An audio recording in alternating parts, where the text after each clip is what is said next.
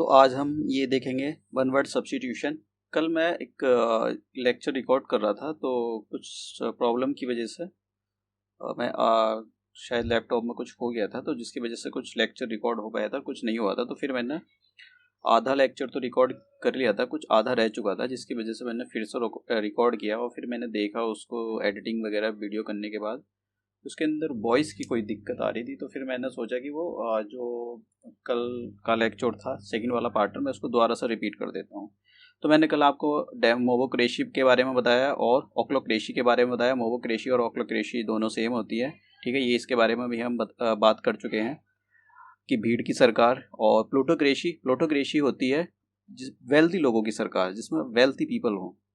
स्ट्रेटोक्रेसी के बारे में मैंने बताया था कि यहाँ पर आर्मी की सरकार होती है। और थियोक्रेसी के बारे में हमने यहाँ तक रीड कर लिया था, ये थियोक्रेसी तक। तो थियोक्रेसी से नहीं, हाँ, क्लेप्टोक्रेसी भी हमने रीड कर लिया था, क्योंकि थियोक्रेसी द्वारा रिपीट कर दिया है मैंने, यहाँ पर आगे भी लिखा हुआ है। तो थियोक्रेसी भी मैंने बता दिया था आपको, और क्लेप्टोक्रेसी भी बताया था कि चोरों की सरकार, रूल बाय द, देखिए, रूलिंग बॉडी और ऑर्डर ऑफ द थीव्स, मतलब गवर्नमेंट, ऐसी गवर्नमेंट जो चोरों की गवर्नमेंट हो। बड़ी अजीब सी गवर्नमेंट है। और मैंने आपको टेक्नोक्रेसी के बारे में बताया था। टेक्नो मीन आप समझ जाना कि रिलेटेड टू द टेक्नोलॉजी। तो आपको बताया था कि मैंने जो टेक्निकल एक्सपर्ट होते हैं उनकी सरकार। और फिर मैंने आपको मोनार्की के बारे में बताया था कि government of a king and a queen. तो इसके बारे में भी हम चर्चा कर चुके हैं अब। और मैंने आपको अनार्की के बारे में बता दिया, state of the society without government और लॉ, मतलब जहाँ पर कोई भी सरकार ना हो, एकदम कैओस हो, ठीक है, कोई गवर्नमेंट नहीं, कोई नहीं, तो कैओस आ जाता है। ये भी मैं आपको चाहता हूँ। अरिस्टोक्रेसी के बारे में मैं आपको बता चुका हूँ कि अरिस्टोक्रेसी के अंदर क्या होता है, प्रिविलेज क्लास रूल करती है, प्रिविलेज क्लास। और एक मैंने ओलिगैर्की किसके बारे में बताया था, ओलिगैर्की। तो ये जो होती है, इसके अंदर क्या होते हैं, इसके अंदर भी कुछ ही लोग जो है सरकार, मतलब गवर्नमेंट है, उसको रन करते हैं, और इसके अंदर भी। लेकिन इसके अंदर क्या डिफरेंस है, देखिए, अरिस्टोक्रेसी के अंदर क्या होते हैं कि लोग मतलब एक प्रिविलेजेस क्लास होती है, एकदम नोबल टाइप के लोग। मैंने आपको कल भी एग्जाम्पल बताया था कि उस टाइप के लोग वो करते हैं। एक मॉडर्न हिस्ट्री में बलबंद वाला मैं आपको बता देता हूँ कि यहाँ पर, हाँ, मेडिवल हिस्ट्री के अंदर जब रजिया सुल्तान को दिल्ली सल्तनत के अंदर उसको कुर्सी पर बैठाया गया, मतलब थ्रोन पर बैठाया गया, तो काफ़ी नोबल ने उसके खिलाफ प्रोटेस्ट किया कि जो है औरत कुर्सी पर नहीं बैठ सकती। मतलब औरत जो है वो एक राजा नहीं बन सकती, क्वीन नहीं बन सकती है। तो उस टाइम पर क्या हो, जो नोबल थे उन्होंने कंस्पायरेसी रची थी कि हम जो ये रजिया है इसको हटाकर कोई हम में से एक किंग बन जाएगा, ठीक है, उस टाइम पर। क्योंकि एक, या फिर राजा का कोई बेटा हो उसको बनाया जाए, क्योंकि जो राजा रजिया सुल्तान थी उसका जो भाई था वो इतना, मतलब इतने अच्छे पर्सन नहीं थे कि वो मतलब रूल कर सकें। तो इसलिए उसके जो पिताजी थे उन्होंने उसको रजिया सुल्तान को बनाया। फिर उसके बाद में आ गया बलबंद आ गया। तो बलबंद जैसी आया, तो उस टाइम जो अरिस्टोक्रेसी थी, मतलब जो नोबल लोग थे, उन्होंने काफ़ी एसर्ट किया कि हम राजा बनेंगे। हालांकि बलबंद काफ़ी चालाक था, तो उसने पॉलिसी ऐसी बनाई कि जो अरिस्टोक्रेसी थी वो किंग नहीं बन पाए थे, उसमें से कोई भी पर्सन, जो नोबल थे उनमें से कोई भी पर्सन नहीं बन पाया था।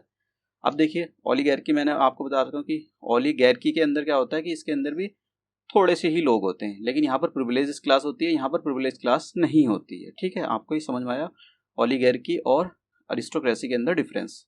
नेक्स्ट मूव करते हैं, देखिए ये वाला जेनोक्रेसी, ये बारे इसके बारे में, मतलब ये क्या होती है, a condition in which a country is ruled by the foreigner और द फॉरेन फोर्सेस। सबसे अच्छा एग्जाम्पल इंडिया है।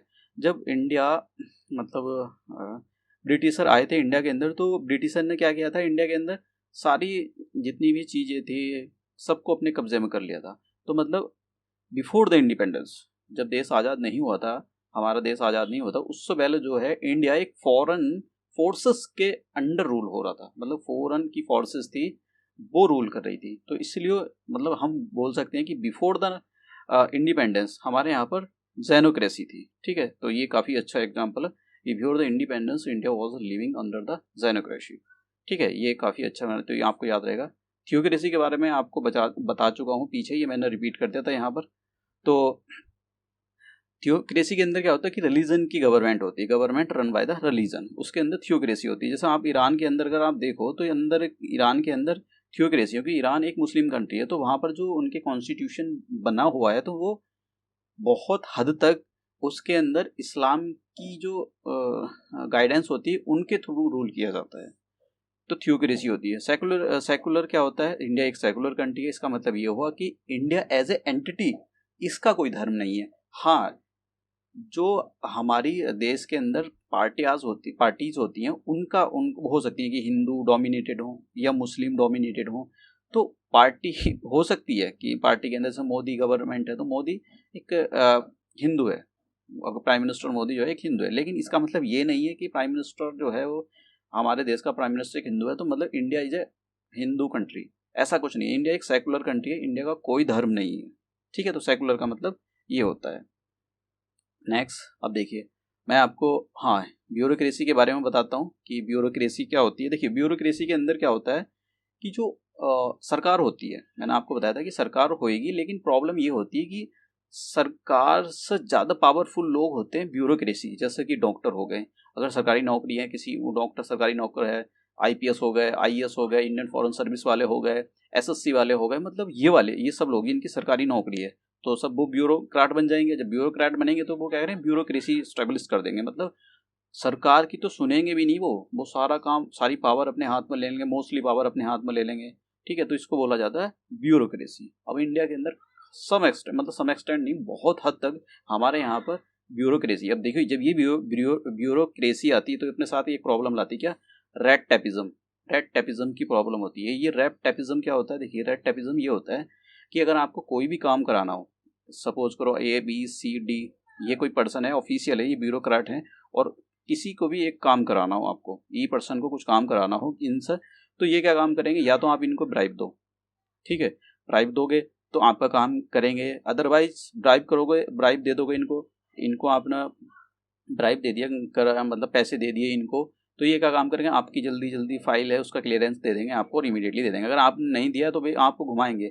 ये क्या काम करेगा पर्सन, इसके पास फाइल भेजेगा, फिर ये इसके पास, फिर ये इसके पास, मतलब जो काम 10 मिनट का होने वाला था उसके अंदर ये कम से कम आपको हो सकता है 1 ईयर भी घुमा दे, उसका कोई पता नहीं होता है। तो मतलब कभी यहाँ पर जाने पड़ेगा, कभी यहाँ पर, कभी यहाँ पर। ये मूवियों में भी काफ़ी दिखाया जाता है कि आप कभी उसके पास जाओ, कभी उसके पास जाओ, तो ये बड़ी रेड टेपिज्म की प्रॉब्लम होती है। मुन्ना भाई MBBS के अंदर भी वो बोलता है कि पता नहीं कौन सा मुन्ना भाई दिख रही शायद, तो उसके अंदर भी बोलता है कि वो जब उसके वो जहर खाकर मर रहा होता है कि इसको पहले वहाँ पर ये करवाओ वो करवाओ, तो फिर ये सारी चीज़ें, मतलब कि अननेसेसरी डिले, इसका मतलब ये हो गया अननेसेसरी डिले, क्योंकि ये लोग ब्यूरोक्रेट जो होते हैं ये काफ़ी, चाहे वो करप्शन हो या किसी की भी वजह से, ये चीज़ों को बहुत डिले कर देते हैं।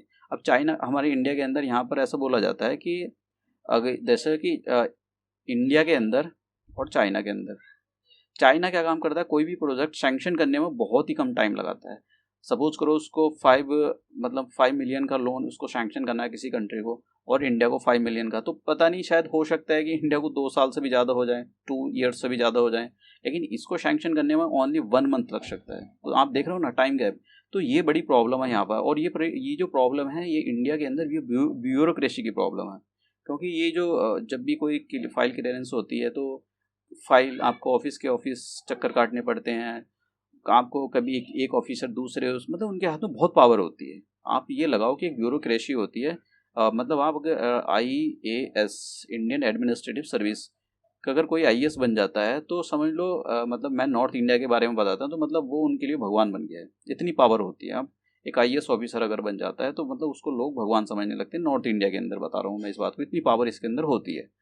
अब ये जो बंदा है ये मतलब इसको ये कुछ भी कर सकता है, मतलब आप इसके पास कुछ काम कराने गए तो हो सकता है कि अगर ये करप्ट ऑफिसर हुआ तो आपकी फाइल घुमा देगा, गायब, कुछ भी कर देगा, नहीं होने देगा। आप हो सकता है ये सही पर्सन हुआ तो बिल्कुल जो भी चीज़ें ठीक ठाक होंगी आपको एकदम कर दिए जाएंगे। तो ये सारी चीज़ें होती हैं, अननेसेसरी डिले होती है। इनके हाथ में बहुत पावरफुल कंट्री होती है, ये बहुत पावरफुल होती है। कभी आपने देखा होगा कहीं कहीं तो IAS ऑफिसर, अभी शायद वो पता नहीं कहाँ का मैं देख रहा था, इंडियन फॉरेस्ट सर्विस वाला था वो, हाँ इंडियन फॉरेस्ट सर्विस वाला था, उड़ीसा की बात है आई थिंक, मुझे जहाँ तक याद है। मतलब इंडियन फॉरेन सर्विस वाला इतना अमीर नहीं होता है, लेकिन उसके पास मतलब लग्जरी, मतलब उसके पास बॉडी, उसके लड़के के पास भी बॉडीगार्ड, उसके पास भी बॉडीगार्ड, पता लगा उसने दुनिया भर का करप्शन कर रखा है, बताओ। घर भी उसका शायद स्विट्जरलैंड में था, बताओ। मतलब इतनी पावर, ये अपनी पावर का मिसयूज इतना करते हैं। हमारे यहाँ पर इंडिया के अंदर ये बड़ी प्रॉब्लम है कि डेवलपमेंट जो है बहुत ही हैम्पर होता है इन ऑफिसर की वजह से, क्योंकि ये क्या काम करते हैं, ये बहुत ज़्यादा बहुत करप्शन करते हैं। मैं सच बता रहा हूँ कि कुछ आईएएस ऑफिसर होते हैं वो बहुत काम करते हैं। अभी एक आईएएस ऑफिसर महाराष्ट्र का था, तो वो बता रहा था कि मतलब उसके वो आईएएस ऑफिसर था, लेकिन उसको जो वो ऑनेस्ट था बंदा। तो वो ये बता रहा था कि मुझको ये जो पॉलिटिशियन होते हैं काम नहीं करने देते, मुझको बैकयार्ड में डाल कर रखते हैं। ठीक है, मतलब इसका मतलब ये हुआ कि पावर तो थी उसके पास, इनके पास ऑफकोर्स पावर होती है, लेकिन अगर कोई ईमानदार पर्सन आए तो ये जो जो मतलब करप्टेड पर्सन होते काम नहीं करने देते। ठीक है, तो इसलिए उसने मतलब रिजाइन कर दिया उसको। तो ये बड़ी शर्म की बात होती है कि मतलब जो लोग ऑनेस्ट हैं उनको भी काम करने ही नहीं देता। जो काम करना नहीं चाहते वो तो ठीक है, उनका तो कुछ हो ही नहीं सकता है, वो तो दूसरा जन्म लेंगे, शायद उनकी आत्मा में थोड़ा परिवर्तन हो जाए तभी कुछ हो सकता है। जो काम ईमानदारी से करना चाहते हैं उनको भी नहीं करने देते। एक सर है वो पढ़ाते हैं, अन अकेडमी में पढ़ाते हैं, तो मुझको नाम मैं भूल रहा हूँ, लेकिन बहुत ही अच्छे सर हैं वो। तो वो बता रहे थे, इंडियन रिवेन्यू सर्विस से रिटायर हुए हैं, तो वो बता रहे थे कि उनको पता है कि डिपार्टमेंट में कौन करप्शन कर रहा है, लेकिन फिर भी कुछ नहीं बोलते थे वो, क्योंकि कोई फ़ायदा नहीं है बेवजह और फालतू लड़ाई झगड़े तुम्हारे पल्ले पड़ जाएं। तो ठीक है, ये मैं इसको अब शायद लेक्चर आवाज़ बिल्कुल ठीक है, तो अब हम मिलते हैं नेक्स्ट लेक्चर के अंदर। Thank you.